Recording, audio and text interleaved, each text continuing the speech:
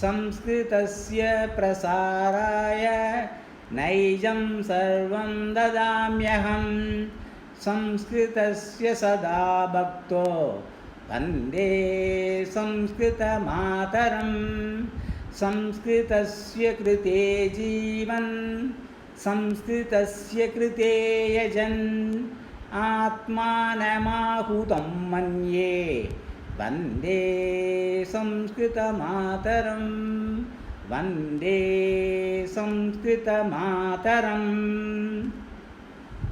अस्तु, गतवर्गे वयं आदिशंकर भगवत्पादः श्री शंकराचार्यस्य विषये वयं किञ्चित् दृष्टवन्तः।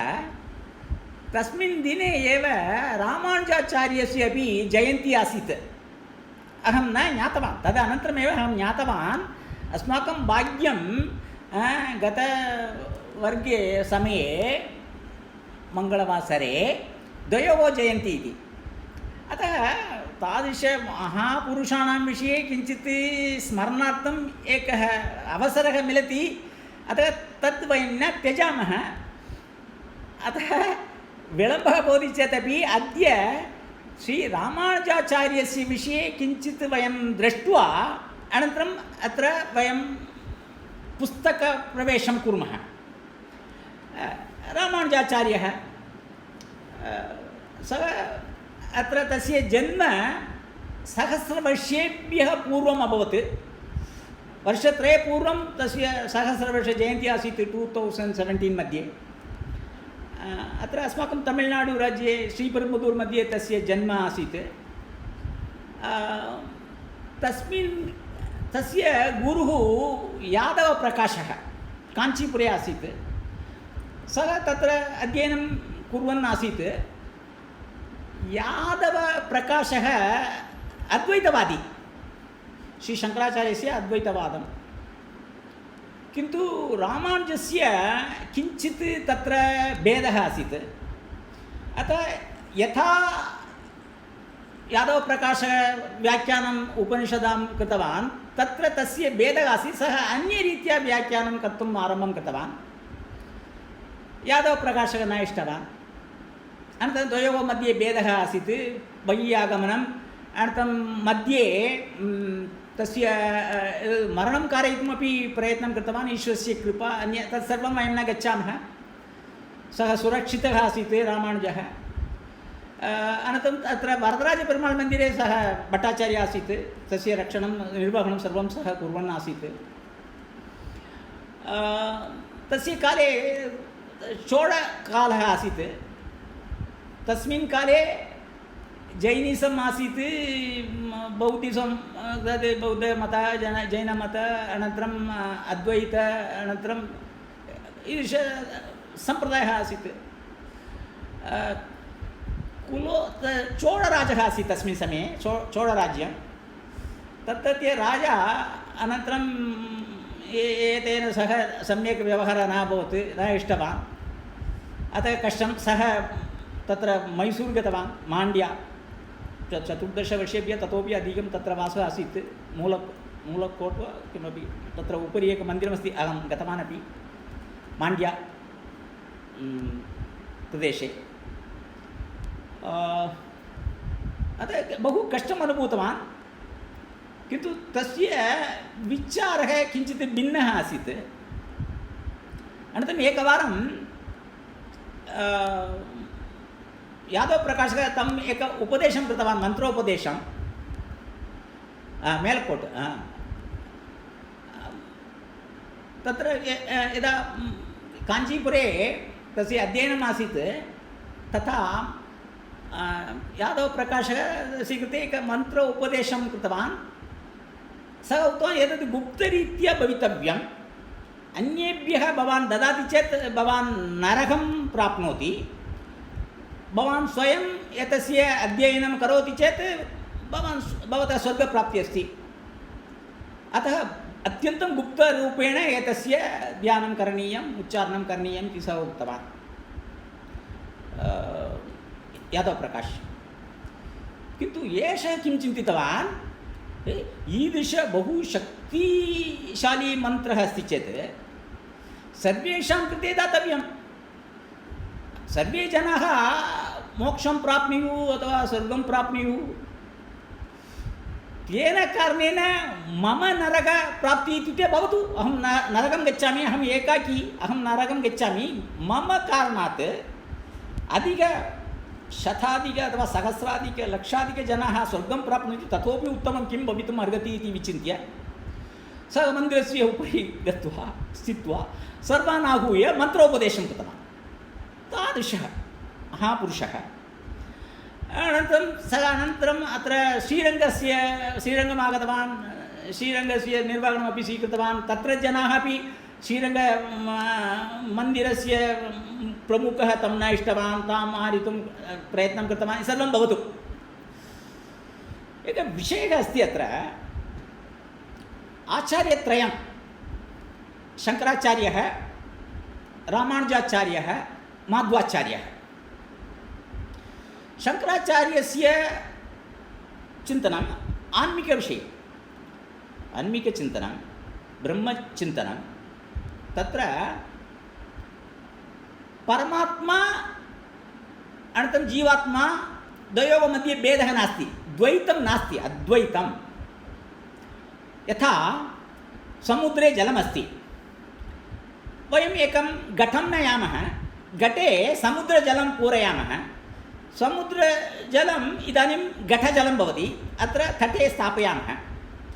तत्रापि किं भवति इत्युक्ते स्वर्णघटं नयामः चेत् स्वर्णघटे जलं भवति, अनन्तरं पित्तलताम्रघटे भवति, मृण्घटे भवति।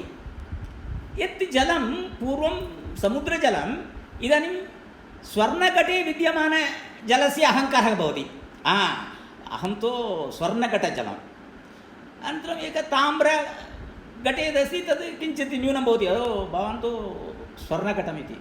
अनन्तरं मृण्घटे विद्यमानजलस्य अधोभागः, तस्य आदरः एव न भवति।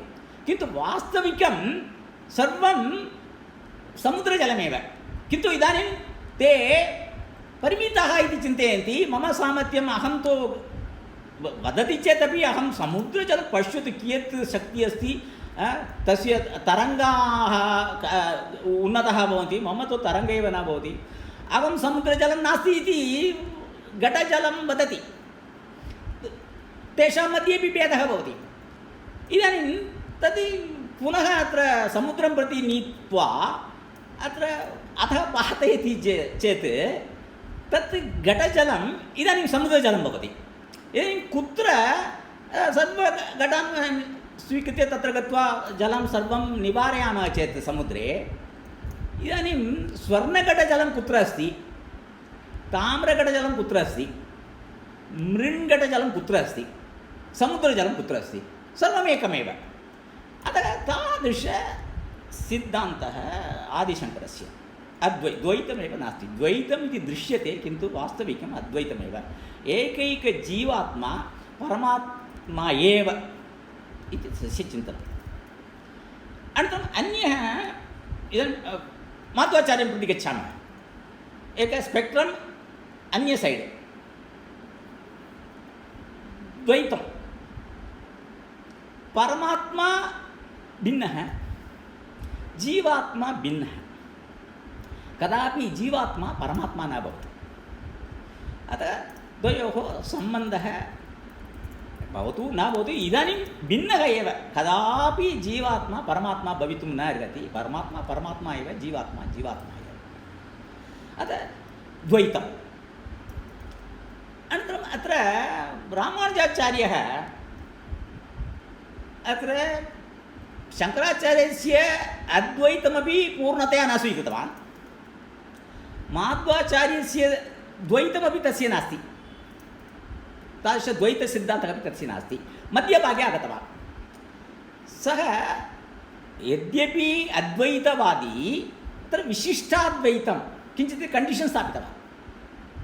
प्रधानतया अद्वैतमेव तस्य, किन्तु विशिष्टाद्वैतम् इत्युक्ते किञ्चित् द्वैतविषयमपि आनीतवान्। अद्वैतं मध्ये द्वैतमपि आनीतवान्।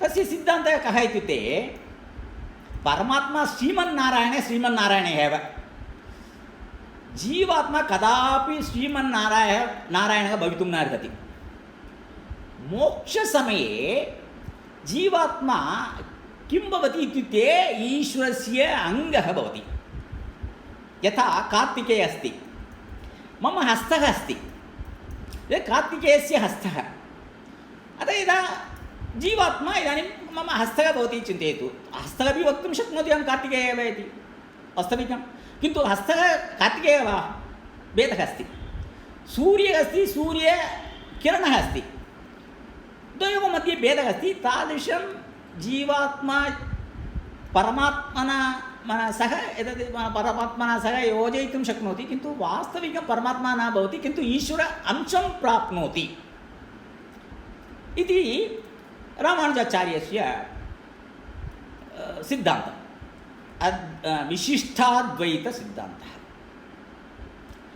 अतः सः किं करोति भक्तिमार्गे गतवान् अतः भक्तिमार्गे किं भवति इत्युक्ते श्रीमन्नारायणः सद्गुणः निर्गुणः सद्गुणः श्रीमन्नारायणः तं प्रति भक्तिं प्रकटयामः भक्तिकार्यं कुर्मः सर्वं सेवा किमपि करोतु यदा मोक्षः भवति तदा श्रीमन्नारायणस्य अङ्गः भवति मुक्तात्मा अतः भक्ति शरणागति एतस्य प्रमुखपद्धतिः शरणागति रामानुजाचार्यस्य जीवात्मा शरणागतिं प्राप्नोति तदेव मोक्षः किन्तु शङ्कराचार्यः पृच्छति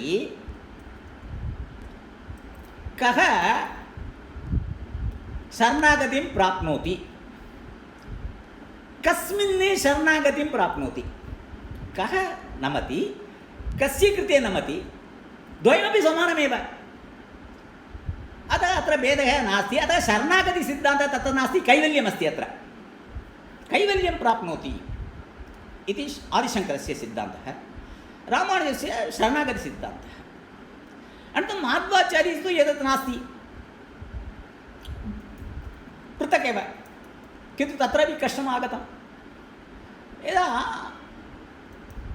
नित्यं जीवात्मा पृथक् एव भवति अत्र परमात्मना सह सम्बन्धः न भवति चेत् मोक्षः कुत्र मोक्ष एव नास्ति वा इति प्रश्नः तदा न मोक्षः अपि अस्ति कथम् उक्तवन्तः जीवन्मुक्तात्माः भवन्ति जीवन्मुक्तात्मा मुक्तिं प्राप्नोति अतः पुनः द्वितीयप्रश्नः मोक्षप्राप्तिनिमित्तं अन्यजनाः नित्यजीवात्माः एव तेषां मोक्षप्राप्तिः कदापि न भवति जीवन्मुक्ताः भवन्ति चेत् तत्र मोक्षप्राप्तिः अर्हति इति वदति पुनः प्रश्नः आगतः तादृशमस्ति चेत् सर्वे जीवात्मनः किमर्थम् एतत् सन्मार्गे गन्तव्यं मोक्षं प्रति किमर्थं प्रयत्नः करणीयः वृथा गच्छति किल इति प्रश्नः आगतः तदा समाधानं जीवात्मा न जानाति जीवन्मुक्त आत्मा वा अथवा साधारण आत्मा वा इति जीवात्मा न जानाति अतः सर्वैः प्रयत्नः मोक्षप्रयत्नः करणीयः इति ईदृशं तत्र गच्छति भवतु किन्तु अत्र एकः उत्तमविषयः अस्माभिः द्रष्टव्यविषयः एतेषाम् उपदेशः उपनिषत् उपदेशवाक्यम् एकमेव तत्त्वमसि तद् छान्दोग्य उपनिषदि अस्ति छान्दोग्य उपनिषत् सामवेद उपनिषत् बहु प्राचीनग्रन्थः तत्र एकं वाक्यमस्ति तत्त्वमसि त्रयाणाम् आचार्याणाम् आधारभूततत्त्वं तदेव तत्त्वमसि किन्तु एकैक आचार्यः तस्य विश्लेषणं कथं कृतवान् अथवा व्याख्यानं कथं कृतवान् इत्येव भेदः आगतः शङ्कराचार्यः तत्त्वमसि सः तत् त्वमेव असि कर्मधारयः समासः तत्त्वम् एकं समासं स्वीकुर्मः चेत् तद् कर्मधारयसमासः कर्मधारय तदपि अत्र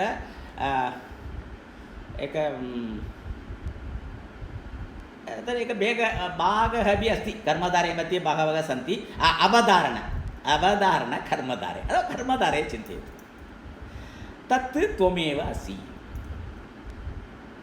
इदानीं रामानुजाचार्यः तदेव तत्त्वमसि तस्य व्याख्यानम् अथवा विग्रहवाक्यं कथं वदति इत्युक्ते तस्य त्वमसि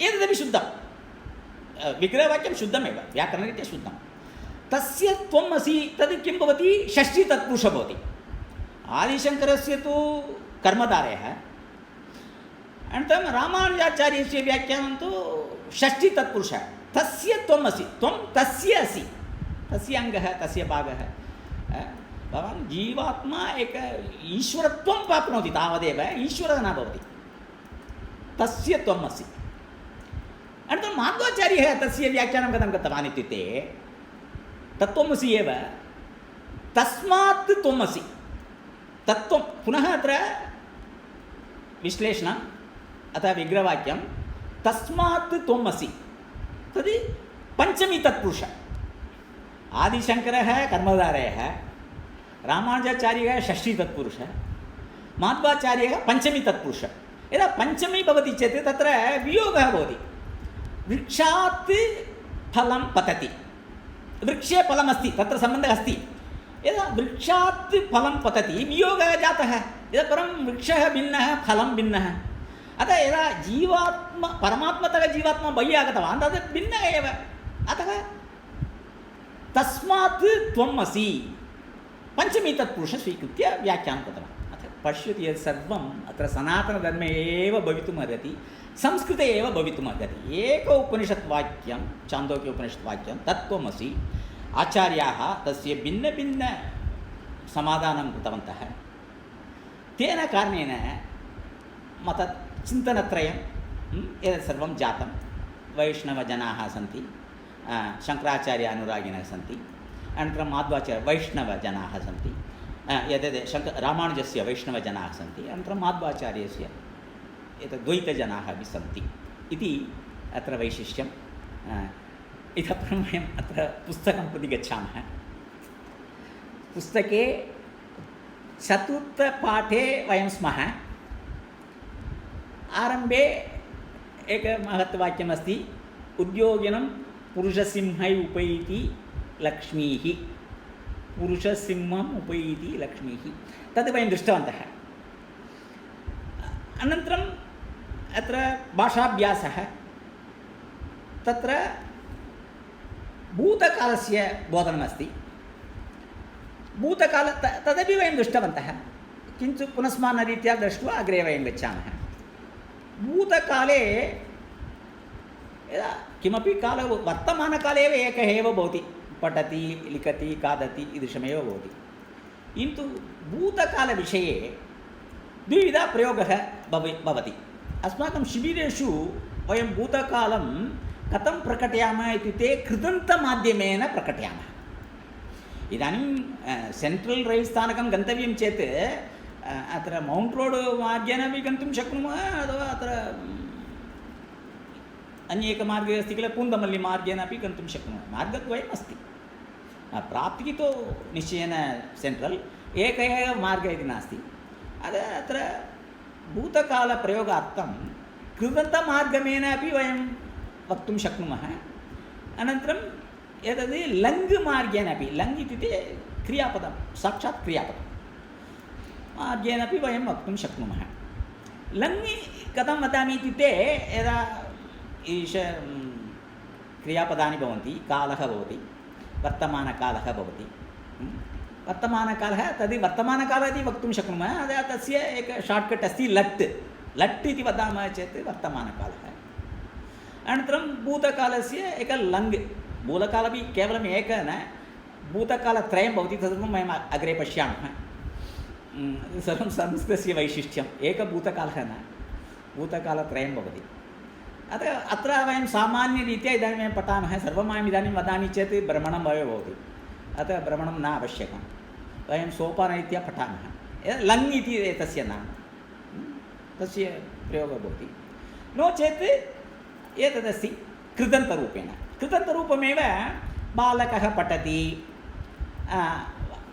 तस्य वर्तमानकाले भूतकाले बालकः पठितवान् बालिका पठति वर्तमानकाले लट् मध्ये अनन्तरं कृदन्तमध्ये बालिका पठितवती अत्र पठितवान् पठितवती लिखितवान् लिखितवती खादितवान् खादितवती अत्र लिङ्गभेदः भवति पुल्लिङ्गे भवति चेत् वान् वान् वान् भवति स्त्रीलिङ्गे भवति वति वति भवति तद् वयं शिबिरे पठितवन्तः तद् एकः विषयः बालकः पुस्तकं पठितवान् बालिका ग्रन्थं पठितवती बालकः मथुरां गतवान् बालिका कोयम्बत्तूर् नगरं गतवती गतवती अन्य अत्रापि क्रियापदमस्ति धातु लङ् तस्य नाम तत्र किं भवति अत्र लिङ्गभेदः न भवति यदा क्रियापदं भवति तत्र लिङ्गभेदः न भवति यदा कृदन्तं भवति तत्र लिङ्गभेदः भवति पठितवान् क्रियापदं न क्रियापदवत् कार्यं करोति तावदेव वत्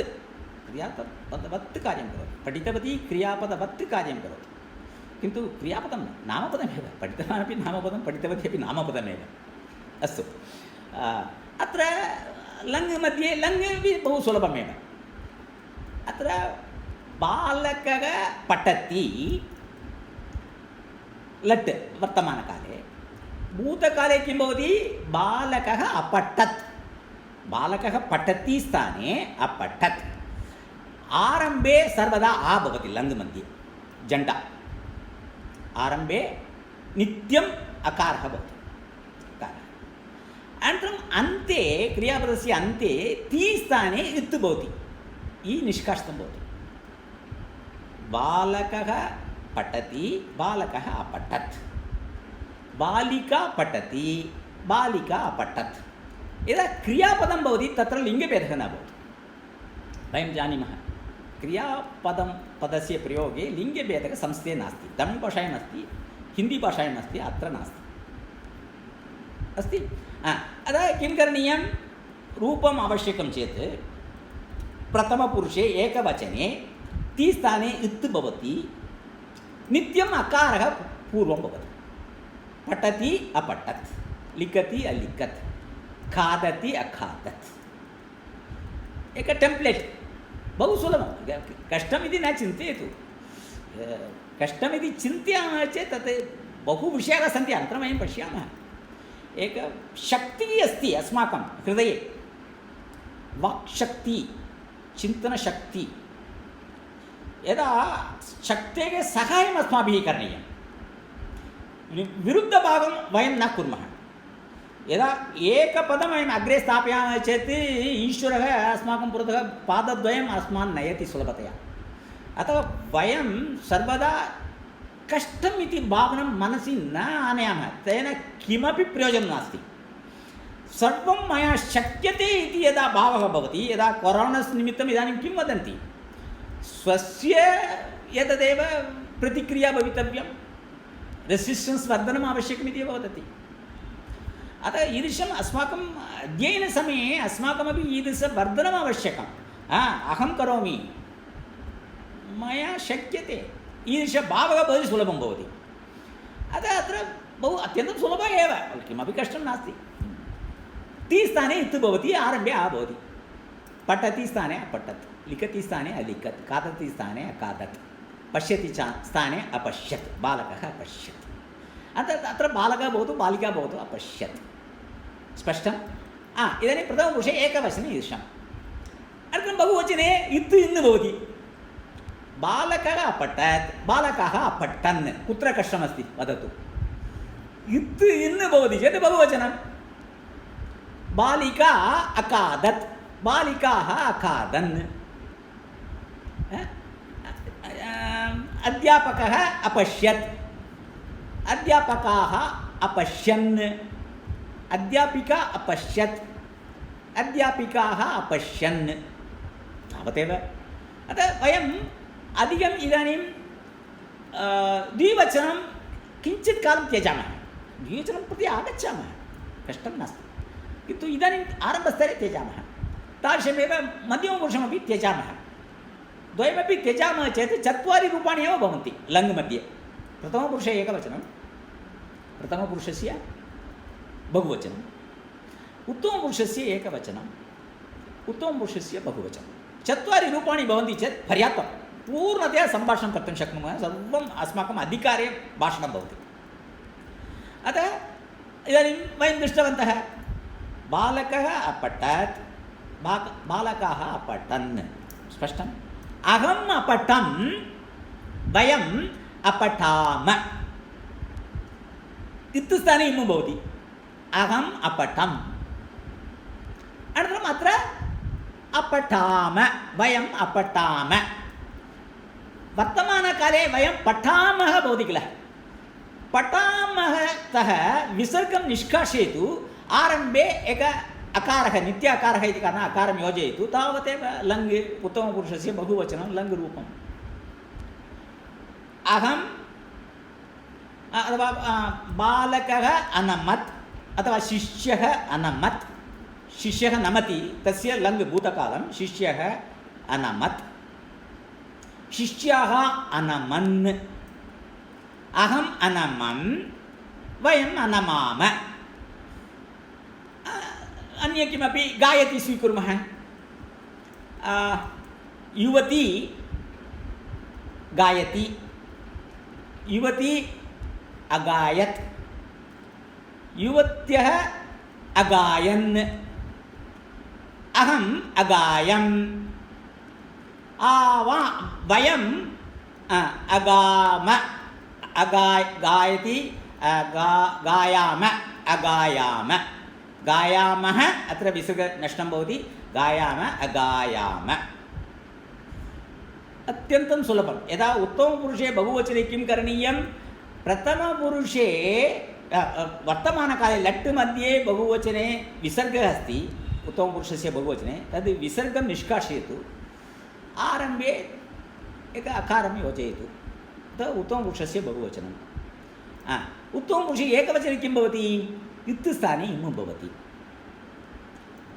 अनन्तरं प्रथमपुरुषे एकवचने किं भवति ति स्थाने इत् भवति इ बहिः गच्छति इ स्थाने इत् एव भवति अनन्तरम् अत्र बहुवचने प्रथमपुरुषे बहुवचने किं भवति इत् स्थाने इन् भवति अतः तीतः आगच्छामः चेत् पठति बालकः पठति इदानीं बालकः अपठत् निश्चयेन सर्वदा दट्स् डिफ़ाल्ट् योजयतु ती स्थाने इत् बालकः अपठत् बालिका अपठत् अत्र लिङ्गभेदः नास्ति लङ् मध्ये अभवत् ति इत् अभवत् अनन्तरम् इत् इन् भवति बहुवचने बालकः अपठत् बालकाः अपठन् बहु सुलभम् अनन्तरम् इदानीम् उत्तमपुरुषे प्रथमपुरुषे एकवचने उत्तमपुरुषे एकवचने अहमेव उत्तमपुरुषः अहम् अपठम् इत् इन् भवति इत् इम् भवति तावदेव इत् स्टाण्डर्ड् करोति चेत् तीतः इत्तः बहुवचने इन् पुनः इत्तः इन् आरम्भे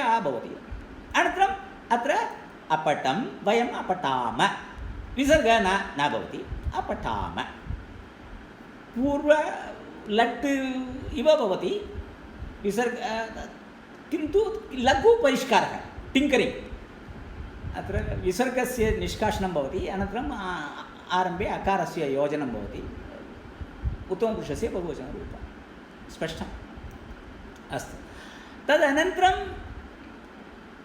एतत् पर्याप्तं मध्यमपुरुषे अपि भवति त्वम् अपठः भवति यूयम् अपठथ इति भवति तत्सर्वं किञ्चित् काल अनन्तरं वयम् आगच्छामः बहु समयः अस्ति इदानीम् अद्य भवन्तः किं कुर्वन्ति इत्युक्ते एतत् कुर्वन्तु अभ्यासं कुर्वन्तु केवलं प्रथमपुरुषस्य एकवचनं प्रथमपुरुषस्य बहुवचनं लङ् मध्ये अनन्तरम् उत्तमपुरुषस्य एकवचनं उत्तमपुरुषस्य बहुवचनं चत्वारि भवति चेत् 90% भवन्तः सम्भाषणे वा अथवा पठने वा भवति एव अन्य 5% एव द्विवचनम् अनन्तरं मध्यमपुरुष ईदृशविषयाः भवन्ति अतः तत्र पुनः यदा एतस्य दृढीकरणं भवति तदनन्तरं तत्र वयम् अत्र प्रविशामः तदपि सुलभमेव अपठः इति स्थाने अपठः भवति त्वं तत् सर्वदा त्वमेव भवति मध्ये त्वम् अपठः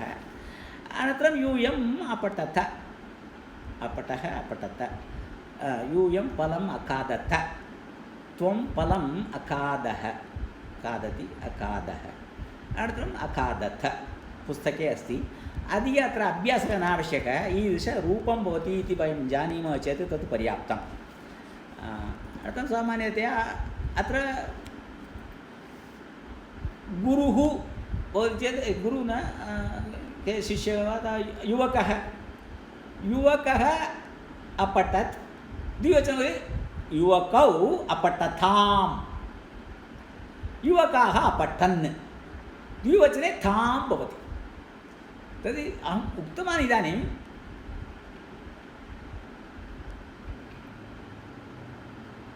किं जातं, पठति अपठत् तावदेव। अनन्तरं बालकः अपठत्, बालकः अपठन्, अहम् अपठं, वयम् अपठाम, चत्वारि रूपाणि एव। अन्य सर्वम् ईदृशमेव, निन्दति भवतु, खादति भवतु, पश्यति भवतु, वदति भवतु, सर्वम् ईदृशमेव रूपाणि स्वीकुर्वन्ति। अनन्तरम् अत्र लङ् मध्ये पुनः यदि नवरूपाणि वयं ज्ञातुम् इच्छामः इत्युक्ते एकवारं वदामि तावदेव। अपठत् प्रथमपुरुषे अपठत्, अपठताम्, अपठन्, अपठः, अपठतम्, अपठत, अपठम्, अपठाव, अपठाम। टेम्प्लेट् मध्ये कथं एतत् सर्वं वयं मस्तके स्थापयामः चेत् कुत्र भेदः अस्ति इति पश्यतु। इदानीं पश्यति चेत् प्रथमपुरुषे अपठत् अभवत्, सर्वत्र आ अस्ति, अस्तु लङ् मध्ये सर्वत्र आरभ्य आ भवतु, स्पष्टम्। अनन्तरं अस्माकं पूर्वज्ञानम् अस्ति, पठति इति ज्ञानम् अस्ति। इदानीं पठति किम् अभवत्, आ योजितम्, अनन्तरं ति स्थाने इत् अभवत्, अतः अपठत् अभवत्। पुनः अनन्तरं बहुवचने किं भवति, इत् स्थाने इन्, अपठन्, ज्ञानं प्राप्ति। अनन्तरं मध्ये द्विवचने बालकौ अपठताम्, इत् स्थाने आं योजयतु, अपठताम्। पुनः मध्यमपुरुषे एकवचने त्वं भवति चेत् किं भवति, अपठः भवति, अपठः भवति, तावदेव। इत् सर्वं गच्छति, अत्र विसर्गः भवति, पट् धातुः अस्ति, पठः, अपठः। अनन्तरं युवाम् अपठतं, पूर्वं बालकौ अपठताम्, युवाम् अपठतम्, अतः तकारस्य ह्रस्वः भवति, तावदेव। पूर्वम् अपठतां, बालकौ अपठताम्, बालिके अपठताम्, अत्र त्वं युवां, युवाम् इति एकपदमेव भवितुम् अर्हति मध्यमपुरुषे, युवाम् अपठतम्। अनन्तरं यूयम् अपठत, अत्र अपठतं मध्ये इम् निष्कासयित्वा अपठत भवति। एकैकं लघु लघु टिङ्करिङ्ग्, बृहत् टिङ्करिङ्ग् न, लघु टिङ्करिङ्ग् भवति चेत् रूपं भवति। कुत्र किं भवति इति एकघण्टा अत्र उपविश्य अनलैस् करोतु, अनन्तरं सर्वं सिद्धं भवति। अनन्तरं पुनः अत्र आगच्छतु उत्तमपुरुषे, अपठम्, अपठन् कुतः आगतम्, अत्र अपठत् अस्ति, इत् स्थाने किं करोति चेत् उत्तमपुरुषस्य एकवचनम्, अहम् अपठम्, अतः अहमेव भवितुम् अर्हति उत्तमपुरुषे, अन्य किमपि पदं न भवति। अनन्तरं बहुवचने किं भवति, अपठाम, वयं जानीमः, पठामः वयं जानीमः, पठामः विसर्गं निष्कासयतु, आरम्भे अकारं योजयतु, वयम् अपठाम। अनन्तरं यदि द्विवचने किं भवति, आवाम् अपठाव, मकारस्य स्थाने मकारः भवति। उत्तमपुरुषस्य बहुवचने अन्ते मकारः श्रूयते, अनन्तरम् अत्र उत्तमपुरुषे द्विवचने अन्ते वकारः श्रूयते। अहम् अपठम्, आवाम् अपठाव, वयम् अपठाम, लङ् रूपाणि अस्ति वा, उत्तमम्। अनन्तरम् अग्रिम किञ्चित् वयम् अग्रे गच्छामः, यदा कदापि कट् भवितुम् अर्हति, यदा कट् भवति चेत् पुनः वयम् अत्र आगच्छामः, योजयामः। इदानीं क्रियापदानां विषये किञ्चित् अत्र उक्तमस्ति। इदानीं पठति अस्ति, हसति अस्ति, पठति अस्ति, भेदः अस्ति। पठति द्वयमपि वर्तमानकाले एव, पट् धातु अनन्तरं हस् धातु, पठति, बालकः पठति, बालकः हसति, कष्टमेव नास्ति। पठति मध्ये एकं प्रश्नं कष्टुं शक्नुमः, बालकः किं पठति, अत्र एकम् उत्तरं मिलति। बालकः पुस्तकं पठति, बालकः श्लोकं पठति, बालकः कथां पठति, एक उत्तरं मिलति। यद्यपि वाक्ये उत्तरं नास्ति, वाक्यं बालकः पठति एव अस्ति, शुद्धवाक्यं वर्तमानकाले अस्ति, प्रथमपुरुषे अस्ति, एकवचने अस्ति, बालकः पठति शुद्धवाक्यं, किन्तु पठति आधारीकृत्य किम् इति एकः प्रश्नं वयं कुर्मः चेत् अत्र उत्तरं मिलति, उत्तरस्य सम्भावना अस्ति। यद्यपि उत्तरं न उक्तं तथापि तत्र सम्भावना अस्ति। अतः तद् पठति एक सकर्मकधातु